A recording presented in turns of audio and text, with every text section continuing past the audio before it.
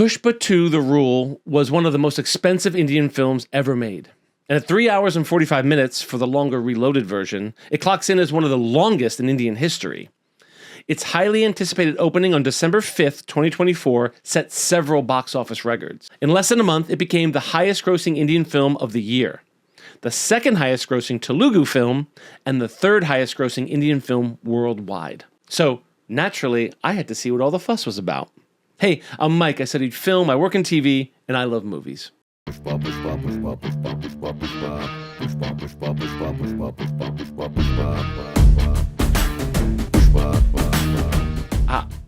don't know what to say. Pushpa 2 is an assault on the senses.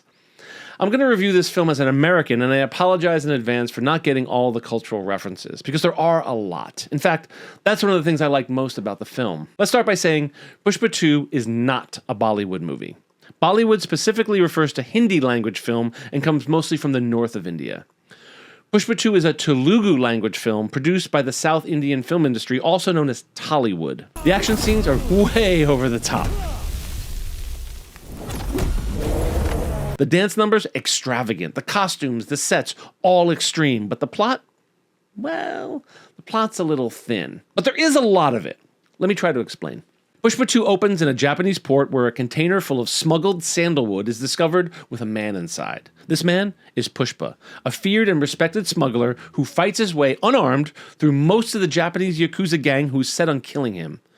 There is lots of exposition in the middle of this Matrix-style fight scene. For example, while Pushpa is fighting the Yakuza, he's speaking Japanese to them, and someone asks, "How do you speak Japanese?" And in mid-kick, he explains that he spent 40 days in the shipping container with a book on how to speak Japanese. And then he shows us the book. He pulls it out of his pocket. This proves to us that Pushpa is capable of anything, and it is his wit that will aid him in outsmarting his enemies. The fight at the port is actually the ending the film would be working towards, and somewhere in the middle of the fight, Pushpa is shot. While falling backwards into the harbor, he flashes back. We get a little backstory as to why Pushpa might not like water, and then the story kicks in. I think we're supposed to learn something about his estranged brother? If I'm understanding this right, the two boys have different fathers, and this brings some shame to Pushpa. But in a nearly 4-hour movie, nothing more is said about this relationship for the next 2+ hours, and then we're expected to remember this at the end. Pushpa walks with one shoulder all jacked up because he's a legendary lumberjack, able to fell sandalwood trees like no other. And this was news to me. I didn't realize there was such a robust underground sandalwood market. I chalked it up to this being a mostly family film, and the filmmakers didn't want their hero smuggling drugs or people. He heads up a criminal syndicate, but he has a heart of gold. He's a man of the people, always looking out for his guys. When he finds out the police who raid his operation have beaten some of his guys, rather than take vengeance on the police who were just doing their job, he offers to buy them out. And they're thankful for it. He pays all of the cops their salary plus whatever bribes they typically receive in a year. Isn't that nice of him? Pushpa uses his smarts and his money to get whatever he wants. A bit that I didn't quite understand was Pushpa's method of bribing people. He would stuff couches full of cash and have them delivered to the intended recipient. He takes a meeting with the central minister and enters, followed by several men carrying a couch stuffed with cash. Nothing is said of this, he just walks in with a couch. When he's paying off kidnappers who have taken his niece, he flies a helicopter over their hideout and drops a couch full of cash through the roof. But he's almost two characters in one. On the one hand, he lives by a code of honor and machismo, and on the other, we see his soft side. His relationship with his wife. The one person who knows how to tame this wild tiger. On the one hand, he's lighting cigarettes off his inflamed shoulder, and the next he's apologizing for telling his wife her curry is too salty. It's a little jarring, I'm not going to lie, but then again, Pushpa is capable of anything. This is where I'm going to dive into the cultural references a little. I assume Pushpa embodies the values of the men from where he's supposed to be from. He doesn't push himself on his wife, but by being so macho, she's just immediately attracted to him. He can't say no to his wife, who gets the feelings. There's a lot of solemn thinking and drinking of tea as Pushpa contemplates the weight of the position he finds himself in. Heavy is the crown, I suppose. In one plot thread, Pushpa's wife asks for a picture with a local politician, the central minister, and when the minister refuses, Pushpa spends the next 2 hours removing the minister and installing one that will take a picture with his wife. Sure, there are business reasons Pushpa wants the old minister out, but they make a pretty big deal out of the lengths Pushpa will go to accommodate his wife. Another major theme is honor. Pushpa's main antagonist is a federal agent who wants an apology for a situation which happened in the first film. Pushpa made the federal agent undress and embarrassed him in front of everyone. In fact, there's a lot of talk about how dishonorable it is to be undressed in front of people. Rather than just ask for an apology, the agent wants a big party so everyone can see Pushpa apologize. It's teeming with small-town gossip that what people think is almost more important than what actually happens. A lot is made of Pushpa's apology. And then there are the music videos. I'd call them musical numbers, but they are full-blown music videos crafted with the same high-budget production afforded. The fight scenes dropped right in the middle of the movie, and they are spectacular. And I'm not just saying that. They are shot beautifully. They are extremely well choreographed. We're talking hundreds of extras sometimes. The sets are colorful and vibrant, which kind of makes sense. The fight scenes are for the men, music videos are for the women. As a filmmaker, I had to wonder how they did some of the practical photography in this movie.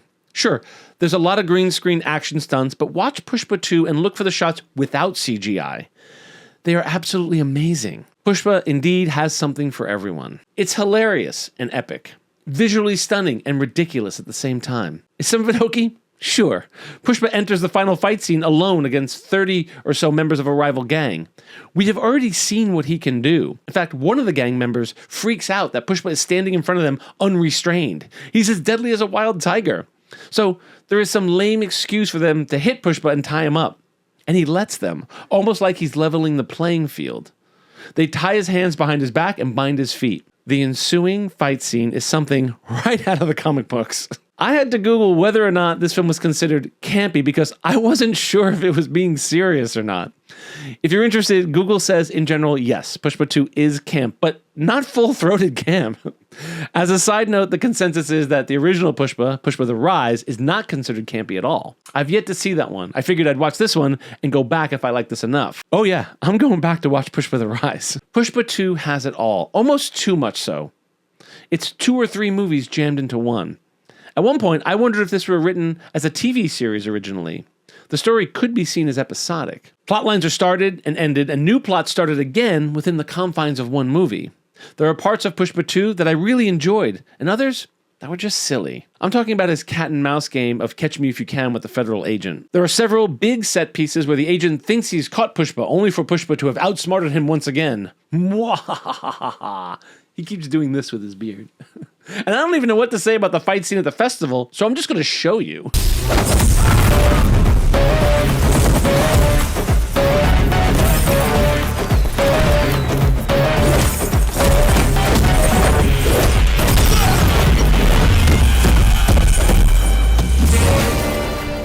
Overall, I had a blast watching Pushpa 2 The Rule, and come to think of it, I'm not even sure what The Rule is referring to. Luckily, there's a cliffhanger at the end of this 3-hour and 45-minute marathon of a movie, so it looks like we're getting Pushpa 3, The Rampage. And if I have to fly to India and wait online to see Pushpa 3, you can bet your ass I'm going to do that. Pushpa 2 is currently streaming on Netflix. Oh, and I recommend you listen to the original Telugu audio track and read the English captions rather than listening to the dubbed version. I flipped back and forth and I found the English dubbing added to the campy nature of the film and took away whatever realism they were going for. But whatever, you do you. Anyway, I'd love to hear your thoughts on Pushpa 2 The Rule in the comments below.